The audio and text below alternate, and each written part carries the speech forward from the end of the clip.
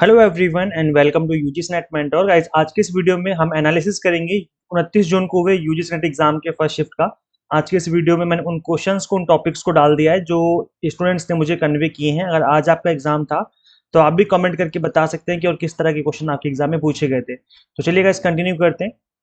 So guys देखो, UGC net exam qualify करने के बाद भी आपको ये जो चैनल है इससे हेल्प मिलती रहेगी, बिकॉज यहाँ पर हम रेगुलर बेसिस पे टीचिंग से रिलेटेड जो भी वैकेंसीज निकलेंगी उसके रिगार्डिंग भी आपको अपडेट मिलते रहेंगे एग्जाम के बाद भी।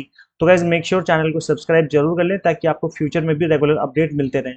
गाइज देखो, आज का जो पेपर था ओवरऑल मॉडरेट लेवल का रहा है। मिसिंग डीआई पूछी गई आज के एग्जाम में, जिसमें एक मॉडरेट लेवल का क्वेश्चन था। एस्पिरेंट्स बोल रहे थे कि थोड़ा सा कैलकुलेशन करनी पड़ रही थी, तो थोड़ा सा कैलकुलेटिव था, और आई थिंक परसेंटेज और इससे रिलेटेड वैल्यूज गिवन थी मेल फीमेल से रिलेटेड। तो ये थोड़ा सा टफ बन गया है आज के इस एग्जाम में। डीआई वाला क्वेश्चन आरसी इजी था, इजीली बन गया था। एक क्वेश्चन पूछा गया है आपके एग्जाम में ओलिगोट्रॉफिक लेक के ऊपर।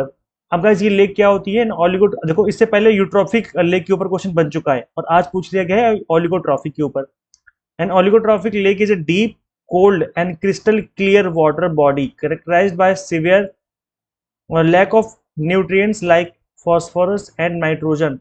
Because of this nutrient scarcity, there is very little plant, algae और ऑर्गेनिक मैटर ग्रोथ। मतलब एक ऐसी झील, एक ऐसा लेक जहां पर पानी कुछ ज्यादा ही शुद्ध है। अब यहाँ पे देख सकते हो पानी एकदम क्रिस्टल क्लियर है, और यहाँ पर एक जो नीचे एक मड होता है, कीचड़ होता है, वो बिल्कुल भी नहीं है, जिसकी वजह से ना तो यहाँ पर पौधे उगे हुए हैं और ना ही कुछ और यहाँ पर चीजें पनप पाएंगी।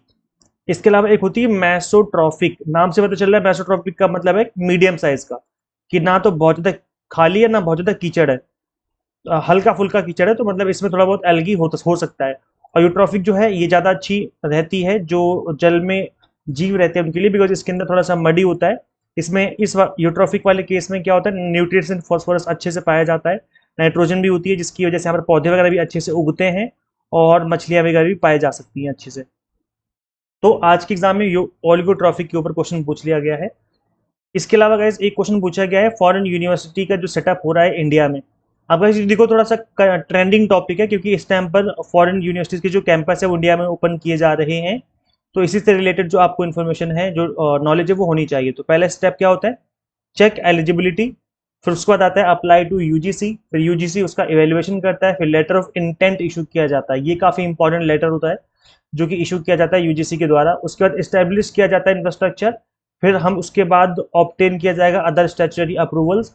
फिर एडमिशन स्टार्ट होंगी, फिर कंडक्ट होगा आपका एकेडमिक सेशन। उसके बाद अवार्ड, फिर उसके बाद डिग्री अवार्ड की जाएगी, और उसके बाद कंटिन्यू कंप्लायंस करते रहो। तो इससे रिलेटेड था। अब ये देखना पड़ेगा कि आपके उसमें ऑप्शंस में क्या क्या स्टेप्स गिवन थे, तो उसी के अकॉर्डिंग जो है सारे स्टेप्स अरेंज करने पड़ेंगे हमें। तो इससे रिलेटेड जो क्वेश्चन आज के एग्जाम में पूछा गया है। आगे बढ़ते हैं गाइस। पॉलिसीज के ऊपर क्वेश्चन पूछा हुआ था। आई थिंक हैस्टी जनरलाइजेशन था और बैगिंग द क्वेश्चन था। इससे रिलेटेड क्वेश्चन आज के एग्जाम में पूछा गया है। डिस्ट्रीब्यूटेड एंड अनडिस्ट्रीब्यूटेड टर्म के ऊपर क्वेश्चन पूछा गया है। अंडर रूट वैल्यूज को अरेंज करना था असेंडिंग ऑर्डर में। अब इसमें कुछ वैल्यूज गिवन होती हैं, जैसे सपोज करो अंडर रूट 25 हो गया, अंडर रूट 30 हो गया, अंडर रूट 40, अंडर रूट 90, इस तरीके से अब इनको अरेंज करना है असेंडिंग ऑर्डर में। तो इससे रिलेटेड जो क्वेश्चन है वो पूछा गया था। एनईपी पे क्वेश्चन था। एग्जैक्ट क्वेश्चन क्या था नहीं पता चल पाया, बट मैं एक सॉल्यूशन वाली वीडियो लेकर के आऊंगा जिसमें हम ट्राई करेंगे इसका हम आंसर बता सके आपको। एक मॉनिटर प्रोटोकॉल के पे क्वेश्चन पूछा हुआ था और बाकी कन्वेंशन गिवन थे उसके अंदर। मॉनिटर प्रोटोकॉल जो है वो क्या है? ये अर्थ ओजोन लेयर को प्रोटेक्ट करने के लिए इसको बनाया गया है, और इसको अग्री किया गया था 1987 में। तो इससे रिलेटेड क्वेश्चन पूछा गया था। बायोलॉजिकल ऑक्सीजन डिमांड के ऊपर क्वेश्चन था। आई थिंक ये आपका वो जो लेक के ऊपर मैंने क्वेश्चन बताया शायद उसी से रिलेटेड ही क्वेश्चन रहा होगा ये। अब ट्राई करेंगे कि एग्जैक्ट क्वेश्चन पता चल जाए हमें। कोडिंग डिकोडिंग के ऊपर क्वेश्चन पूछा हुआ था। इसके अलावा रिसर्च प्रोसेस के ऊपर क्वेश्चन पूछा हुआ था। तो रिसर्च प्रोसेस तो हमेशा से इंपॉर्टेंट रहा है, इसको अच्छे से याद कर लीजिए जिनके एग्जाम अभी होने बाकी हैं। पहला स्टेप क्या होता है? आइडेंटिफाई द रिसर्च प्रॉब्लम, या फॉर्मुलेटिंग द क्वेश्चन भी आपका हो सकता है पहला स्टेप। फिर लिटरेचर रिव्यू, फिर ऑब्जेक्टिव्स एंड हाइपोथेसिस बनाना, फिर रिसर्च डिजाइन को प्रिपेयर करना, sample design, data collection analysis, फिर हाइपोथेसिस को टेस्ट करना, फिर इंटरप्रेट करना है रिजल्ट को, देन ड्रॉ करना कंक्लूजन्स को और रिकमेंडेशन को, प्रिपेयर रिसर्च रिपोर्ट। तो इससे रिलेटेड क्वेश्चन बन गया था। स्पेयरमैन कोरिलेशन पे क्वेश्चन था। अभी गाइस एग्जैक्ट क्वेश्चन क्या था नहीं पता चल पाया है। शायद इसमें क्या पता रिलेशन पूछ लिया गया हो, -+1 के बीच में जो रिलेशन होता है, या शायद वैल्यू से रिलेटेड क्वेश्चन पूछा गया हो। तो ये अगर मुझे पता चलेगा एग्जैक्ट क्वेश्चन तो उसको मैं समझा दूंगा आपको सॉल्यूशन वाली वीडियो में। HTTP की फुल फॉर्म शायद पूछी गई थी, तो इसकी फुल फॉर्म होती है हाइपर टेक्स्ट ट्रांसफर प्रोटोकॉल। ठीक है, HTTP एस का मतलब यहाँ पर होता है सिक्योर, और केवल HTTP होगा तो hyper text transfer protocol. It is secure version of the standard HTTP web portal used by web browser and servers to encrypt and protect all data transmitted between your device and the website you are visiting। तो अगर S लग गया तो secure हो जाएगा network, और S नहीं लगा है तो फिर उस केस में विदाउट सिक्योर आपकी वेबसाइट काम कर रही होती है। देखा होगा कई बार जब आप किसी वेबसाइट को ओपन करते हो तो लिख के आता है कि website is not secure, back to safety, इस तरीके से लिख करके आता है ना। तो इसका मतलब है कि उस टाइम पर वहां पर एस जो है वो काम नहीं कर रहा है, केवल HTTP से ही वेबसाइट खुल रही है। और अगर एस लगा हुआ है तो सिंपली आपकी डायरेक्ट वेबसाइट खुल जाएगी, कोई दिक्कत नहीं आती है। इसके अलावा आज के एग्जाम में कोठारी हंटर कोलकाता कमीशन इस रिलेटेड क्रोनोलॉजी पूछी हुई थी। हंटर कमीशन सबसे पुराना है, 1882 में बना था। सर विलियम हंटर ने इसके चेयरमैन थे। प्राइमरी एंड सेकेंडरी एजुकेशन से रिलेटेड इसको बनाया गया था। कलकत्ता यूनिवर्सिटी, जिसको हम लोग सैडलर कमीशन के नाम से भी जानते हैं, 1917-1919 के बीच में बना। माइकल अर्नेस्ट सैडलर जो है इसके चेयरमैन है। Reform Calcutta university and higher education. Kothari commission बना 1964 में। दौलत सिंह कोठारी इसके चेयरमैन थे। तो इससे रिलेटेड जो है क्वेश्चन पूछा गया था। आई थिंक राधा कृष्णन भी इसमें रहा होगा, तो उसकी क्रोनोलॉजी पूछी गई थी। तो आई थिंक इसका आंसर आप लोगों ने कर लिया होगा, बिकॉज ये आसान क्वेश्चन था। पर्सनल इन्फ्लुएंस कम्युनिकेशन के ऊपर क्वेश्चन पूछा हुआ था। So it refers to how interpersonal relationship and social networks shape how people interpret messages, make decisions and adopt behaviors rather than being persuaded directly by broad sources or media. Individuals typically rely on trusted peers, expert and community ties to guide their choices। अब guys देखो exact question क्या था वो नहीं पता चल पाया है। अगर हमें एग्जैक्ट क्वेश्चन पर मिल जाता है तो उसको हम सॉल्यूशन वाली वीडियो में करवा देंगे। एक कम्युनिकेशन मॉडल के ऊपर क्वेश्चन पूछा हुआ था, शैनन वीवर मॉडल और इस तरह के जो मॉडल्स होते हैं। ये टॉपिक बहुत ही ज्यादा इंपॉर्टेंट है, जिनके एग्जाम अभी होने बाकी हैं, पढ़ लीजिए, काफी इंपॉर्टेंट टॉपिक है आपका ये। ई पोर्टफोलियो के ऊपर क्वेश्चन पूछा हुआ था। So it is an electronic और digital portfolio is curated online collection of your work, skills and achievements. तो गाइस जो भी हमारी अचीवमेंट्स होती हैं, जो भी हमारी स्किल्स है, जो भी हमने काम किया, वो सारी की सारी एक जगह पर इकट्ठी रहती हैं। For more than a static digital resume, it combines multimedia artifacts like documents, videos and images with personal reflections that showcase your learning journey and growth over time. जो भी हमारी ग्रोथ रही है, जो हमारी जर्नी रही है, लर्निंग जर्नी, वो सबको यहाँ पर शो किया जाता है। तो ये ई पोर्टफोलियो जो है एक ऑनलाइन प्लेटफॉर्म होता है, जिसके थ्रू आप अपना जो आपका रिज्यूमे है या जो बाकी डिटेल्स है उसको यहाँ पर एक साथ रख सकते हो। बाकी जो स्किल्स वगैरह आपने सीखी सारी डिटेल्स यहाँ पे आ जाती हैं। NOIR स्किल के ऊपर क्वेश्चन था। ये भी कई बार टॉपिक रिपीट हो चुका है अभी जून में जो एग्जाम हुए हैं। ये आपका है नॉमिनल, ऑर्डिनल, इंटरवल और रेशियो स्केल। तो इन स्केल्स को पढ़ लीजिए, एग्जाम में पूछा जा रहा है question. LinkedIn, Twitter, blog, Microsoft binge के ऊपर क्वेश्चन था। शायद इसका मैचिंग का क्वेश्चन रहा होगा। अब एग्जैक्ट क्वेश्चन क्या था नहीं पता चल पाया है। ट्रोजन हॉर्स रैंसमवेयर, इससे रिलेटेड क्वेश्चन था, जिसको फिल इन द ब्लैंक्स में आपको फिल करना होता है। मेमोरी की स्टोरेज से रिलेटेड क्वेश्चन पूछा हुआ था गाइज। इसके अलावा आपके एग्जाम में प्रिंट मीडिया, टेलीग्राम, इसके इवेल्युएशन के ऊपर क्वेश्चन था कि कौन किसका इवेल्युएशन कब हुआ है। तो एक बार गो थ्रू कर लेते हैं गाइस फटाफट से। प्रिंटिंग प्रेस, जॉन्सबर्ग गुटेनबर्ग ने इवेल्यूशन इन्वेंटर थे, डेवलपर थे। 1450 में सबसे पहला प्रिंटिंग प्रेस ही आया। उसके बाद से बुक्स और न्यूज़पेपर पर छपना स्टार्ट हुए हैं।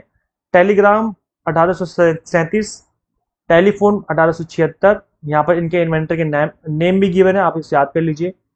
Radio 1895, television 1926।